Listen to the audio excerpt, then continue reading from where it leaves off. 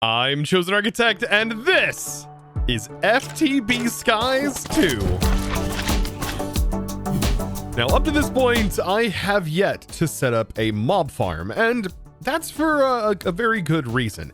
I've not really had a need for it just yet. And that's because normally you would need to be able to, well, get ender pearls for most modded things, but we were able to fish for most of those items. But there comes a point in everyone's skyblock career, if that's what I can call it, where we need ender pearls and significantly more of them. Thus, we need to dive into a mob farm, and we are going to be making a very, very quick and compact mob farm today, but I also have plans. We need to handle those items and every item that we start to generate from this point on. And we need to make sure we can handle those items successfully and be able to transport them immediately to a mega storage solution. Because in my opinion, if you fail to do this, whenever you are playing in modded Minecraft in general, no matter what pack you are playing, if you fail to do this one step, you are going to become very overwhelmed with items very, very quickly. And then you're going to be like, well, how in the world do I handle all of these incoming automated items and things like that? Well, today I'm going to show you a way that can solve that very problem. Past Chosen thought that he was going to show you today because we actually ran out of time. Before we do that, we have ourselves a mob farm to build. And where exactly are we going to put a mob farm on this island? I mean, honestly, I was thinking, how about right there? I mean, this seems like a pretty good spot. I mean, this was where we originally had housed a giant drill. Is that what you call those things? It's what it looked like. It was a drill. So we can have like a hostile mob farm that's within that. It doesn't take up a whole lot of space. We can literally complete this in like a 5x5 block space. And then we can have a passive mob farm like on this side. Now, why exactly would I want the mob farms to be down here? Well, they are pretty ugly most of the time. They're usually a massive eyesore. So having a nice place to sort of tuck them away and hide them is going to be a pretty good idea. And we thankfully, with this mob farm I'm going to be setting up, we don't have to worry about being in the vicinity. It's just going to work no matter if we're here or not. And that's thanks to the powerful mod Mob Grinding Utils that is in this pack. Now I'm thinking we go off of the side here and we step back, and this is where we will have our glass wall that'll go right here, our glass window. And then we need to make sure we have a block gap. And then inside of here will be the 3x3 that is going to contain our actual mob farm. And so we don't need a whole lot of space. And I have used this technique for these mob farms for the last couple of series. And I've got to say, I have not needed anything more than this. So not only is this mob farm going to be small, compact, easy to set up, it's also very fast and probably the only kind of standard mob farm you're going to need. It's really, really quick. Not only is it really quick, but it being smaller means, well, less TPS issues that you may encounter on servers you might be playing on. I mean, so long as everything is handled correctly and all of the items are handled, which we're also going to talk about today, I think that, yeah, everything should be fine. Like, this thing doesn't even need to be very tall. I mean, I'm going to make mine about 7 tall just for looks, but yeah, this just needs to be as tall as an Enderman is. Now, around the actual spawning platform, we are going to want to swap that out with some other block that's not stone. Simply because there are some mobs that could potentially interact with the stone, break it, and we don't want to even chance that. Because there's nothing worse than trying to fix a broken mob spawner. Yeah, it's pretty bad. Now, with the areas cleared out and ready to get some dirt in there, we need to actually get our hands on that dirt, whether it is the cursed dirt or the delightful dirt. Both of those we could actually get from a wandering trader event that spawns in this particular pack. But the only thing I bought from it was a little bit of delightful dirt that I thought I might have needed.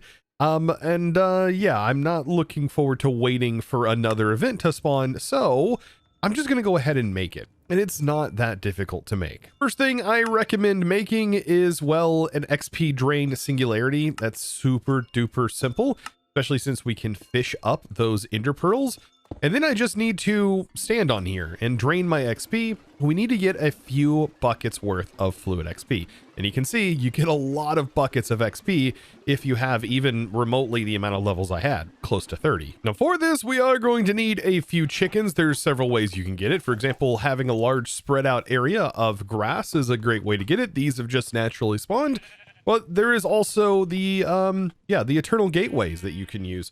There is a gateway that after you successfully complete it, the Emerald Grove, you'll end up getting yourself 6 cows, 6 chickens, 6 sheep, 6 pigs, and 6 rabbits. And if you've never seen this mod before, you have a rotten egg and a golden egg, but you can't actually craft those eggs, and that's because we need chickens for this, and we need to feed chickens with the XP mixed with a certain set of items. And I have ended up killing a few spiders, also a few skeletons that have spawned here on the island. And we're going to need 2 different types. We have the nutritious and we also have the cursed. Regular GM chicken feed is for something totally different. That's used for making mob spawn eggs, which is a pretty cool thing that you can also do with this mod. But yeah, the green grove here, we're going to need more XP, and thankfully we can just take the buckets that we just used and pick that up directly from the singularity. With both bags in hand, it's now time to sacrifice a few chickens. Honestly, it never gets old. Never gets old, and we have both of those eggs now. Now, for the hostile mob farm, I recommend adding some sort of light. I'm using this Simply Lights mod right here, and we need some sort of redstone control to be able to handle this. So I'm just going to run some redstone over here and get a lever hook to it. That's because the hostile version of this dirt is actually light dependent. So yes, you do need it to be dark in order for the mobs to spawn. So turning the mob spawner off, we can do that by simply giving it light. And I mean, the redstone for this is so simple. There we go. And we apply a lever here. We can toggle the light on and off. I think later on though, what I really should do is I should hook up some wireless redstone from Create to this. Now, all might seem well to go ahead and place in this dirt, but I'm a little hesitant to do that right off the bat because I think we should first get in the setup that is actually going to take out these mobs. And to do that, we are going to need a mob crusher. We also need some glass that allows us to see in here, but also keep the area dark. And we're going to need some sort of collection system for it. Now, the glass that I want to use for this, curse you for changing the recipe, but dark steel ingots is going to be required. It's not that difficult, though, to get started on this. Let's just go ahead and, I guess, get dark steel up and running. We're going to need it eventually anyways. So, primitive alloy smelter to get us up and running on this. And then I need to automate obsidian, and I wonder if this is going to work. If I put some blue ice here, I don't think lava can melt blue ice. I could be honestly wrong here. Will it automatically send the lava into here? Oh my gosh, it does. That's hilarious. Okay, and then we just put the automator on the top. And with that being chilled, I do believe that this will produce obsidian. I mean, the recipe shows that it will. We have to start it, I guess. Yeah, there it goes. And that should send obsidian back here. Beautiful. Because we have our crusher, yeah, we have plenty. We have plenty of coal dust that we can produce. Toss that in together, and we are going to start producing, honestly, an alloy that I kind of want because it is going to allow us, once we get this dark steel, to technically make an unlimited amount of the infinity dust. Like, and don't get me wrong, I mean, we have the ability, I think, now to make unlimited infinity from our mystical agriculture crops, but it is still going to be nice to have access to it in something like this. Like, I think having extractor automation for it is going to be really good. Oh, and speaking of mystical agriculture, I think you guys wanted to see what seeds I got from this. I actually left these just so we can see them. Let's see what seeds we got. Okay, we got nether quartz seeds. That's not too bad. We got netherite seeds. Oh my gosh. Iron. That's not bad either. Saves me some time. Another set of iron seeds. All right. Copper. Ooh, I like copper. And I think that is it out of our seed reward bags. Oh, wait, we got one more. And we got diamond seeds. It doesn't get any better. I mean, the netherite seeds, that one's really powerful. I mean, I guess, though, what makes it even more powerful than that is after these seeds do produce, like, the essence, you do need... Oh, I thought you needed gold to make this, but no, it just makes straight up netherite ingots instantly. Well, that is going directly into the farm ASAP. Yeah, that's pretty nice. Even though I still need to get that netherite geode up there. I still haven't placed that one in. And while we're on the idea of quests waiting for this stuff to process up, there is a relic bag that I got. Oh, does it let me pick what relic I want? No way. I mean, out of all of these listed here, I've actually never seen or gotten the Elytra booster, the locket. And I don't think I've ever encountered the magic mirror. And the magic mirror sounds pretty good, allowing us to just like teleport home. I would assume that's what it is, based off of the way it works in Terraria. I'm gonna go with magic mirror. Like that seems pretty ridiculous. Is that exactly how it works? We have to hold down? Oh yes, and it does teleport us to our bed. I wonder if this works also cross-dimensionally. Now that I've got myself some tinted glass, which is one of my favorite glasses, if you didn't actually know. It's definitely one of my favorite modded glasses of all time. It just looks so good, like being able to see through it, especially when you use it in a build.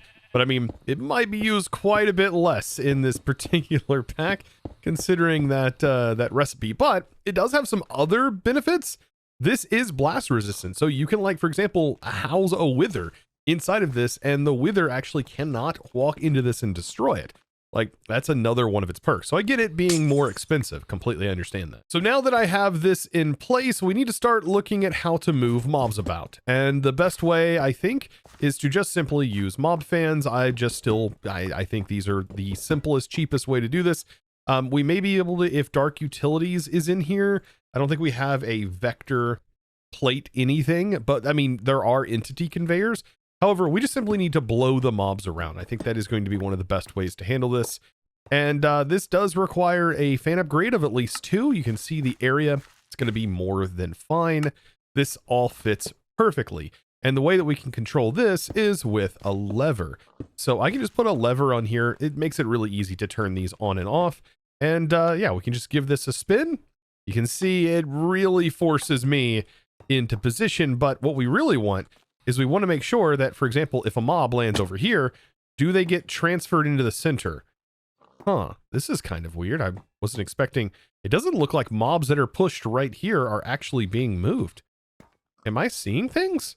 I might actually have to move this back one. This to me feels like a bug, but I mean, it could be also based on which fan was placed first. I have no idea. No, interesting. It even looks like these fans are canceling each other out, which is not how they have worked in the past. You know what? This has me thinking we don't even really need these 2 side fans, since we can just use the entity conveyors, like I mentioned before, to just push the mobs. Like that's going to be more than sufficient, just having 1 fan. Yeah, I mean, these work just fine. Like the mobs go onto it, you can see, and they get pushed. Now to test if powering this is going to cause these to power off. I have a feeling they are redstone based. I mean, it looks like they're on. I don't know if they show a visual indicator, but yeah, that seems like it's working. So what I'm going to do here, just to make sure that I don't accidentally shut off my absorption hopper, which I know is a thing that can happen. I have done it in the past. I'm going to go ahead and shrink myself down. And yeah, we'll just place a lever on the bottom and turn it on for now. And we shouldn't have to worry about turning this on and off too much. Yeah, but for right now, I'm going to leave it open so I can turn it on and off. So right now, the mob farm is essentially ready to go. There's only a couple of things left to do. I mean, we can go ahead, I think, at this point, and we can get the mob spawning in here. So we just right click the rotten egg, and it's not going to turn on until we flip that lever, and we also close this off. So that's something we need to keep in mind. I think I can actually flip this lever off. No, we need it on. Leave that lever on. Go ahead and encase this back up. And let's go ahead and now start to get some of the stuff set up that is going to handle item drops. Right now, I think the absorption hopper is one of the best ways to handle this because it can handle experience and also the items. And it just makes sense. It's from the mod itself. And then just use a regular extended barrel. That is going to be it.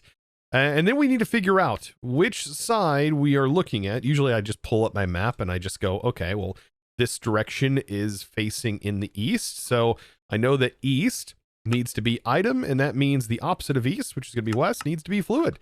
And that's pretty much it. Now, just to make sure everything fits within the area, I also click show area and I start nudging this. It can be kind of hard to see sometimes, but yes, it looks like nudging it this direction is more than fine, and that fits perfect. And with that, we're ready to close up the glass and get mob spawning. Or are we? See, by doing this, the mobs will spawn, but they're not going to spawn very, very quickly. there's actually several other things that we're probably going to need to do to end up getting these mobs to spawn faster. And that is to use the power of redstone, yes. And if you've seen my other mob farm setups before, you know exactly what I'm going to be doing here. It looks like right here is where this dirt's at, so I'm going to dig a little hole that leads down underneath this area. And we just simply need to access or gain access to the underside of that dirt. And what I need to do to this is I need to tick this. So I'm going to fill this with cog blocks from supplementaries, a fantastic little block here. And we should be able to power the entire thing by just simply placing a single block underneath and putting down a pulse timer and then setting this to its lowest pulse setting, which I think will work. We might have to fiddle with this till we can get this to power on and off. But we need this to be able to tick on and off. Right now, it doesn't seem like it's wanting to do that. I don't know. I do find sometimes this will hold its redstone state. Ah, it's because of this. Okay, there we go. There we go. That's why it was holding its redstone state. Okay, so yes, this should pulse on and off. And it does work really, really fast. I'm just going to avoid this block being pulsed. Honestly, we don't really need all of them being pulsed, just those. And whenever we turn this off, I mean, mobs should start flowing very quickly, if all is well. Yes, the mobs are rushing in, just so you can see. Like, I turned this off earlier, nothing was spawning. Now they're spawning. This is ridiculous. And that's only with just a few of those set up down there. Like, this is the best way to set this farm up. Now, to prevent endermen from teleporting all over the base, it's probably also a good idea to place in an ender inhibitor on the front. That will just prevent these endermen that do spawn in this from flying all over the place. So that just gets placed here, and within the range that this works in, should keep them from just teleporting all over the base. That would be... It's a mess, honestly. So I think now we can go ahead and turn this on. I do want to put a upgrade, at least one upgrade in this for right now. And that should allow this to stack to, like, you know what, let's do 2 upgrades. Yeah, that is 16,000 items per. That's going to be more than enough keeping up with this right now. But the idea is to definitely get some void upgrades in here. But we're about to start handling these items. So let's get our other mob farm set up. And then we can really worry about how we're going to handle and process these items. I almost got ahead of myself. There is one thing that we definitely want to put in here, and that's an advanced void upgrade, just real quick. And the main purpose behind that is just voiding some of these like necromancer drops. These crowns are going to fill up really fast, and we probably also want to void off any excess scrolls for right now until we can handle those later. And thankfully, we can just place this in, go into our filter settings, and this is only going to void things that we actively put in here. But there's a couple of modes that we can set this to that I really like. For example, tags. And then I can put the scroll in here. Oh, scrolls don't have tags. That's right. So we may need 2 void filters. You can put multiple void filters inside of here. Tags are really nice for handling gear, which is going to also fill this up very, very quickly that we want to get rid of. But item filters, the normal standard item filter works really well on scrolls. And scrolls are going to build up really fast. We only need 1 scroll in there, and we only need 1 helmet. This is going to be tough. You know what? I am just going to do tags, I think. So on this, we'll do armor. So we'll add the armor tag. That way we can also add the weapons tab, I believe. Yes, this down here, see tools. So we have the common armors and common tools. That will void off most of these items. For example, all of these tools and stuff like that we definitely want to get rid of. Bows are also included in that. We'll just have to keep an eye out on this. We have a lot of storage in here, but we don't have a whole lot of storage for all of the scrolls, and I'm not sure which ones will actually generate in this. So I'll have to keep an eye on it. But like I said, we have other projects to work on, and here soon we won't have to worry about that at all. Another issue I'm running into right off the bat is witches are kind of hard to take out, and they'll just constantly heal themselves. I probably should also get the sharpness upgrade put in there, and that'll just make sure it can take all of them out. And it should be able to hold, it looks like a max of 6. That's interesting. It usually would hold a max of 10. Do you know what? 6 is better than none. We can pop this in here and throw that in. Looting is something I'll also want to get on here before long. Oh, and I just seen another item to void, the quiver. Yeah, it does drop a lot of things, but I definitely just want to get rid of the quiver. So now on to passive mobs, which work a little bit differently because, well, grass can grow and actually stop the mobs from spawning. Now over here for the passive mobs, this is where things get a little bit more interesting because I can go ahead and start the spawning of the mobs. This is going to allow me to see kind of what mobs actually spawn on the delightful dirt. I'm assuming this is enough light. I may also need to tick accelerate this stuff down here by using redstone pulses. Because nothing is spawning. Maybe it's not bright enough. Okay, nope, it's definitely bright enough. Okay, so yes, this does confirm my suspicion. Are we going to end up getting things like starbunkles and Ars mobs that spawn on this? And it looks like yes. Now, the only one I'm really concerned about are the ones that fly. Because those make this mob farm a whole lot harder to handle. And perfect. As you can see, yes, they do spawn. So I've got to be able to handle this. And to do that, it's probably going to involve a fan that blows down. I really hope this isn't the only mobs that spawn on the delightful dirt. And it seems like that might actually be the case. I'm not even getting any normal passive mobs. Like I've not seen a single sheep or anything. So that leaves me to think I don't really need this. Like, this is not going to be the kind of mob farm that produces anything besides XP. And yeah, I mean, we can leave this here. Like, I have no problem leaving this here. It's a great place to farm Ars materials, and we're going to be needing that. Specifically, these little guys that spawn with the packages. But yeah, there's really nothing of value to be gained from farming these guys. So I think what I'm going to do is just let all of the grass build up on here. That'll actually shut this mob farm off. And, we'll leave it at that for right now. So interesting. All right. Well, now that we have this up and running and we definitely have our other mob farm working, it's time to talk about how we're going to handle items. And this not only goes for this mob farm, but it goes for everything we do. For example, all of our items that are processing here, I want to transfer that into this storage solution. And there's different ways that we can do this, but I think I know one of the fastest. And everything that we're working on today is leading up to us being able to set this up. The mod that's going to help us do that is called Super Factory Manager. Yes, but not only this mod, because there's actually several other things that we're going to have to get done before we can use this mod successfully in this storage. That's right, because we are going to have to expand a little bit more in our mystical agriculture and start to actually produce some mob seeds. And I know we just set up a mob farm to do regular mobs, but I really need blazes.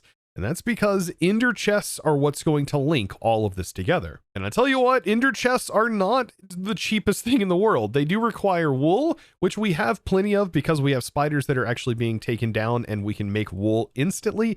But the blaze, that's a different story. I have to go out and manually take down the blaze. So I want to make sure that I can prevent that. So let's look at the mystical agriculture process for this, because it's not the easiest to set up. See, to make seeds that are based around mobs in mystical agriculture, we need soul jars. To be able to get soul jars, we need soulium. This is pretty straightforward because I do have some soulium dust and I can make some seeds for it, which is something that I need to do right now. And the soulium dust, by the way, we get that from crushed netherrack. But where things get a little bit more challenging is our next step, right? Because the next step is where things become a pain. See, we then have to use the soul jar system from the FTB mod. This is the FTB stuff and things. And yeah, we have to use this to make the cobble, which then needs to be smelted and then smelted again. And then smelt it again and again and again. Like, no joke. To be able to make soul glass to get soul dust is like 1, 2, 3 smelting operations plus this operation to be able to get it in the first place. So yes, and for each glass we are going to need 4. This produces 8. So we don't need a whole lot, but we do need at least 4 jars to make the seeds.